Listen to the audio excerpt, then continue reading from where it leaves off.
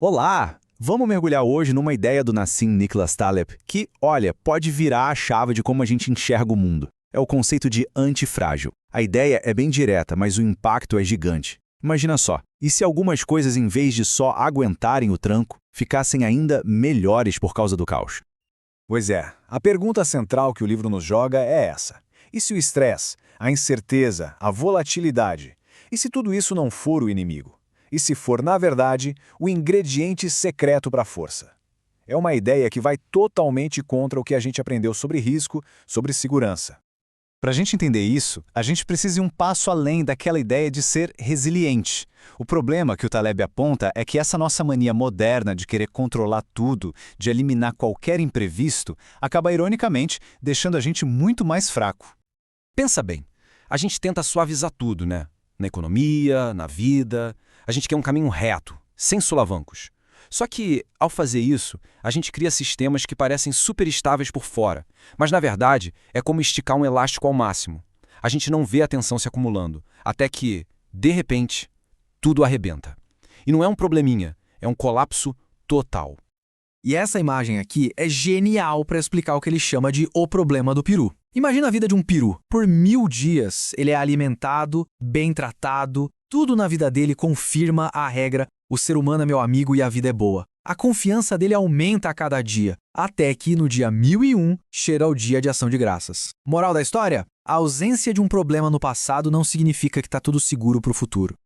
Tá, então como a gente foge dessa armadilha do peru? O pulo do gato, segundo Taleb, é entender que o oposto de frágil não é robusto ou forte. A coisa é um pouco mais complexa. Vamos ver como ele divide tudo em 3 grandes categorias.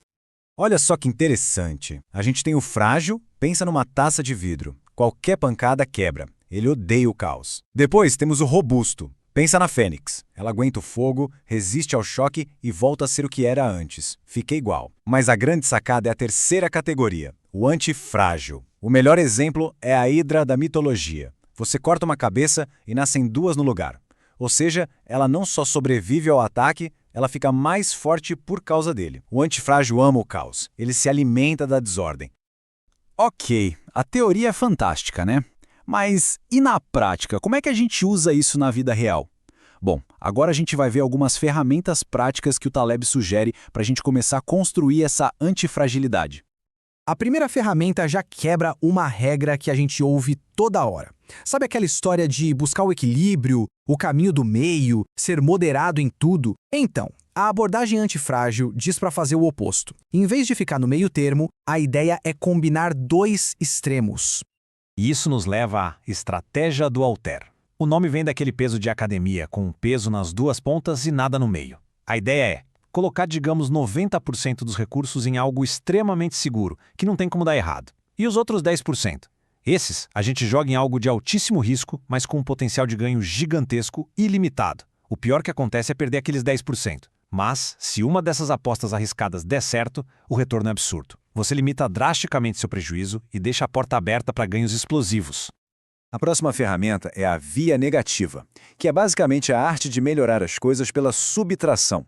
A ideia é que muitas vezes é bem mais fácil e eficiente saber o que não fazer, o que remover, do que tentar adivinhar o que adicionar. O conhecimento do que é prejudicial é muito mais sólido e confiável. Um exemplo perfeito disso é a saúde. Antes de sair comprando um monte de suplementos ou seguir a dieta da moda, o mais inteligente é focar em remover o que faz mal, parar de fumar, cortar o excesso de comida ultraprocessada, sair do sedentarismo. O impacto de tirar o que é ruim é quase sempre muito maior do que o de adicionar algo que a gente acha que é bom. Agora a gente entra num ponto fundamental, que é quase uma questão de ética. Essa citação do Código de Hammurabi, bem antiga e direta, introduz de uma forma bem visceral a ideia de skin in the game, ou ter a pele em jogo. O ponto aqui é muito claro. Para um sistema ser justo e antifrágil, quem toma a decisão precisa sentir na pele as consequências dela, sejam boas ou ruins. Se a pessoa pode tomar uma decisão arriscada e o prejuízo fica só para conta dos outros, não existe incentivo nenhum para ser prudente. Ela simplesmente transfere a fragilidade do sistema para outra pessoa. Ok, com essas ferramentas na mão, a gente começa a ver que ser antifrágil é mais do que uma estratégia, é quase uma filosofia de vida, uma nova maneira de se relacionar com o futuro e com a incerteza que ele traz. No final das contas, a grande mensagem é essa. pare de tentar adivinhar o que vai acontecer amanhã. Essa é uma batalha perdida. O verdadeiro objetivo é construir uma vida, uma carreira, um portfólio de investimentos que não só aguente o inesperado, mas que possa de alguma forma se beneficiar dele. É estar preparado não para um futuro específico, mas para qualquer futuro. E para fechar essa frase provocadora do Taleb, a melhor maneira de verificar que se está vivo é ver se gosta de variações. É algo para a gente pensar, né? Se a gente só valoriza a comida quando está com fome ou a alegria depois da tristeza, talvez uma vida boa de verdade não seja uma vida sem problemas.